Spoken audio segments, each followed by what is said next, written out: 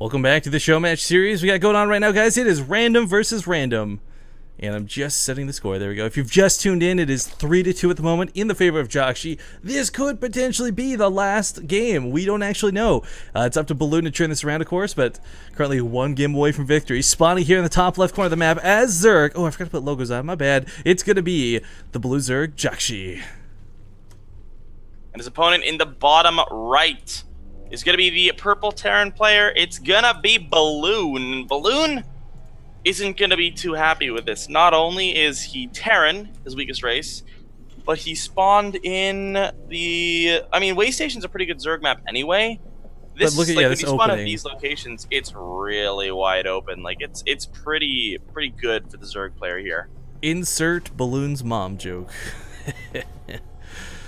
No, but it's a map that's been begging a lot of weirder compositions out of Terran players. We're not really seeing a lot of the standard come into this, and even some people are favoring more towards mech just because you can stick to that more death ball. You don't have to worry about maybe being a little too undefended here, supply depots being down there.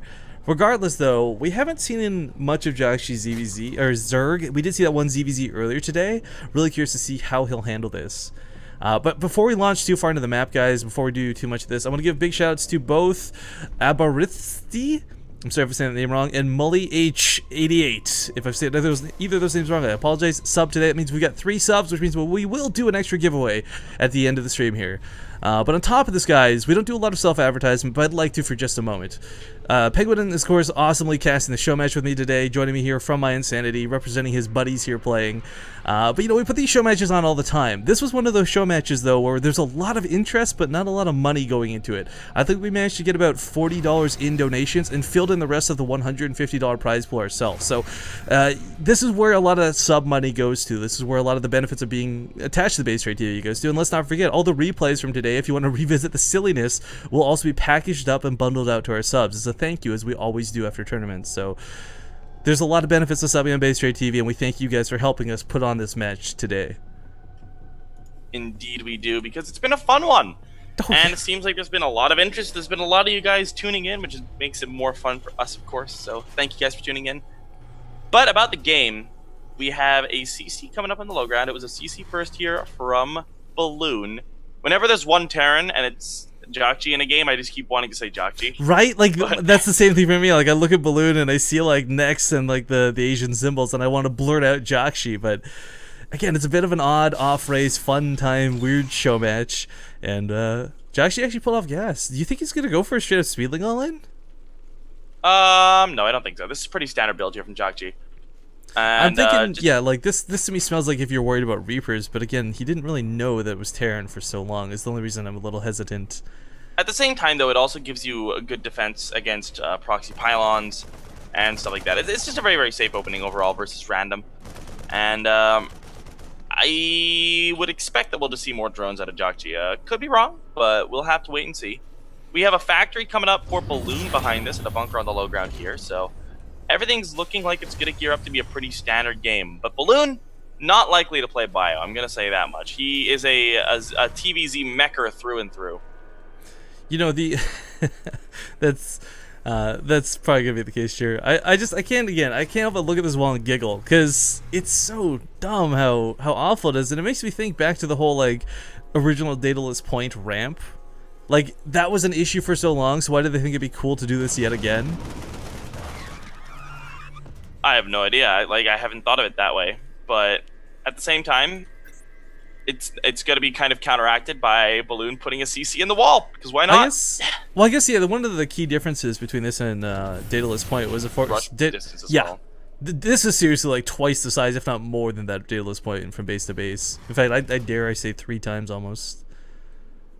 But well, I mean, like, was it Ryungson putting double engineering bays? We see Balloon putting the command center down. Like, this is just such a we saw Crass putting down like 3 fucking rows of depots. Yeah, gets kind of crazy, kind of ridiculous.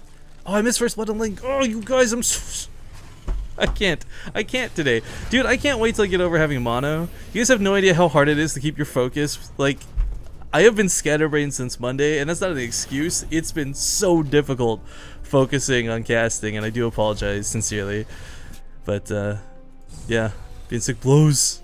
Here, we'll pretend the next thing that does is first blood, okay? Here, you guys didn't see anything. No resources lost. Now you don't know, alright? This is totally not a replay either. Okay, well, the Hellion Banshee composition out of Balloon is kind of something that Jjakji, of course, is probably used to executing himself, but not so much maybe against seeing. This is something that can work really effectively because the Banshee comes in just enough of a powerhouse move to really cause a lot of damage, pick off queens, and snowball this attack out of control. And we talk about this wall off being a problem for Terran players, but let's not forget it could also be a bit of an issue for Zerg. Jjakji is going to get the full wall off right now with that Spineclaw and probably a Roach Warren, but all Balloon has to do is kill one queen. And at this point, this wall is equally difficult for Balloon to close off. Oh wow, okay. I thought he was going to put the Roach Warren. We're going to see the Frost Hellions, Rifkin. How much damage will the Frost Hellions get? I don't know if these are really Frost Hellions, though, because he usually sends them out the first 2 and manages to get like 17 kills, right? Not 4. We just always call it Frost Hellions, and somebody just sacrifices Hellions into your base. Well, he's got about 9 kills for them, so that's not... pretty good. Pretty yeah, it is a valued trade, but look at what's coming across the map. That's a huge amount of link streaming. Is this fully walled off? I think there's a space between the command center. It looks a bit odd. Actually, there could be. Yeah, I can't actually tell. It looks a bit odd. We'll find out. Even if there is going to be a space, those 6 Hellions should be able to deal with just Speedlings. They don't have 1/1 just yet, and there's no no Roaches to accompany this by any means. And we have double armories, double factories coming up behind this, so he's going to go up to 3 factories, double armory, which is going to allow Balloon to get those upgrades going very, very nicely. And Jjakji is going to be going Spire here. Spire, Roach Warren coming up, 1/1 upgrades. I'm not entirely sure if he knows what's coming his way yet. So I guess while this is going on, the Banshee did try and do a bit of damage to this third, but 2 Spore Crawlers is going to keep that away. I can't help but wonder, like, this Jjakji, he plays mech himself, so on one hand, he's going to know what counters it, but will he be able to necessarily execute that? Like, you can say just go Swarm Host, but if we're going to be quite frank, guys, Swarm Hosts aren't really what stops a mech player, it's more of like what accompanies the Swarm Hosts. Well, we have a little bit of an attack here at the third, a lot of Hellions, getting a bit of a surround on them by those Zerglings. Balloon trying to squeeze out. Looks like he will, but he'll lose a bunch of the Hellions in the process here. Also, one of the Banshees did go down too, I think. Yeah, it's a shame he couldn't get that blast off on that larva. There's seriously like 11 larvae there or something, but looks like he will get taken care of. And sadly, you know, there's no drones. Here's the problem. He just killed a ton of Zerglings, which I guess is all right. But here come the Roaches. Here comes the follow-up, and this is a very messy wall out of Balloon. Like God. This is kind of like, okay, I'm combination supply cap / worried about moving my command center. I need to get a wall down. Alright, so 4th factory going to be completing here. Thor's on the way to deal with the potential Mutalisks.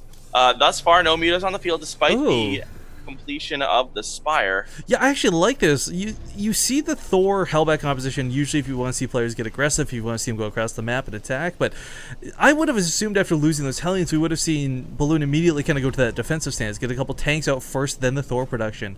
But with 3 Banshees standing in these Thors, the Roaches are not going to get anything done. Yeah, Balloon really likes to play that Flash-esque style of mech. There are other people who play it as well, where you just get like a lot of Banshees, and they're really, really decent at dealing with Roaches, as we can see. And the Roaches are surviving for quite a while because they are quite tanky, but they're still going to go down eventually, and they're going to lose a lot of minerals and gas here for Jjakji. And Jjakji's actually down in supply here. Banshee DPS can never be underestimated. It is one of the most ridiculous things to deal with in the game.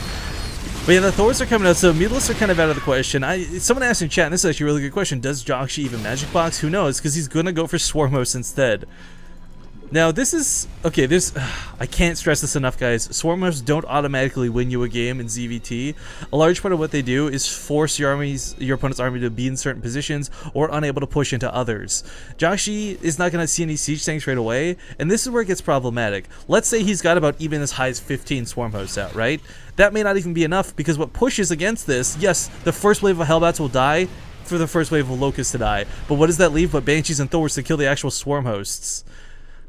I feel like Jjakji is not going for the kind of counter to mech that most of the MYI Zergs would like to see. Cerebos, Serral, Kane, they all really like to get out 16 Swarm Hosts and then nothing but Mutas. With the Hive coming up, it doesn't really look like he wants to go into Mutas right away. And we'll have to wait and see just what he wants to do, because he is getting air attacks. Okay, so what I'm thinking might be the case here is you don't really see it in tournament play so much as you do see it in ladder play, whether it's at lower leagues or sometimes when I cast replays from some of my Grandmaster friends, mostly in North America, of course.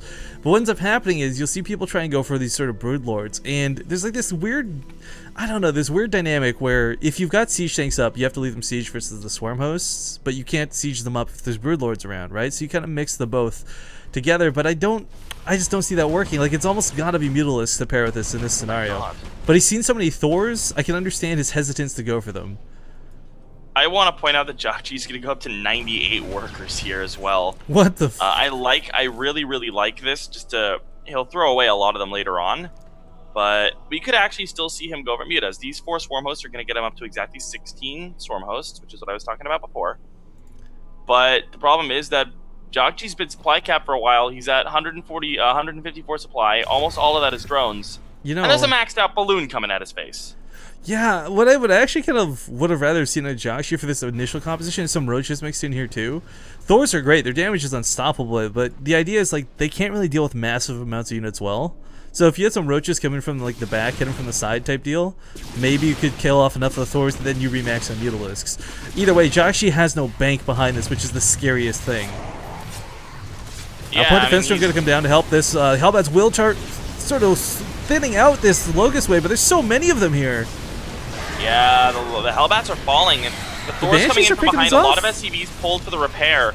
Is it going to be enough to keep these Thors alive? The Raven is a couple have gone down. A lot of the Swarm hosts are going down, Rifkin, and this is another wave of Locust comes out, though, and Jjakji is looking like he may have what it takes to crush this force, but the Banshees continue focusing down the Swarm hosts. Yeah, the Thors really need to start focus firing. They were going off on the Locust there and shooting on the Overseers a little bit. Got a bit awkward, got a bit odd, but you know what? The Banshees, as long as they stay outside the range of that Spore Claw, the Queen's pretty much gone down at this point. But the Raven may fall, and that's the free detection he really needed. Now forced to burn scans on this. Thor's still pushing forward, but Jjakji doesn't have any units. The army supply tells everything right now. 36 to 94, and as stated before, Swarm hosts do not win you a mech battle. Not really at all, as it looks like Jjakji is faltering here. 17 roaches in desperation on the production tab here for our Terran player, or for our Zerg player. But this looks like +2 is not even going to finish here, and things are just not going Jjakji's way this game. Looks but you know what? An ace game. I like these 22 roaches coming out, though. If we're going to be quite honest, these Thors may struggle to deal with this. There's no longer the 5 Banshee count in the air. Yeah. But I think he's still going to lose, don't get me wrong. I'm just getting excited that he finally went for this composition. I'd like to see a little bit better versus the Thors. And, well, the Banshee does go down to the Queens. And the Roaches are taking out a couple of the Thors. But the problem is the supplies are a little misleading. It looks like Jjakji's not that far behind, but he's still got 88 workers here. And that's where most of his supply lies. Yeah, I mean, the Army Valley is really what you have to look at. A couple more Locusts coming forward from these awkward Swarm hosts. Vikings honestly might be a little bit better off landing or just going Overlord hunting. Like right now they're picking off the Overlords at the natural, but if he could supply block Jjakji, that would be pretty devastating. Yeah, Jjakji, focus on the weak Thor, man. What are you doing? I think at this point Balloon just thinks he's won and doesn't really need to micro all that much, which it's honestly is pretty true. He just picked up the Swarm host with some landed Vikings there and a couple scans. But you know what? Like you know what though, Penguin? This means we're going to go to the ace match in this best of 7. For 2 players who were so confident that they would 4-0, this is probably the worst case scenario. It's the best case scenario for me because I am 1 game away from winning all the part 2s. Well, guys, because we did manage to get 3 subs that game, I will hold true to my promise. We have our very last pair of slippers to give away. We will do that right now during the commercial break. So we'll run a raffle for the slippers, and then after this very last match, after the winner of this show match is decided, we will give away the last Zowie Miko. So thanks again for tuning in, everybody. Don't go anywhere. We'll be back if, well, not if, but after these commercials. See you in a sec.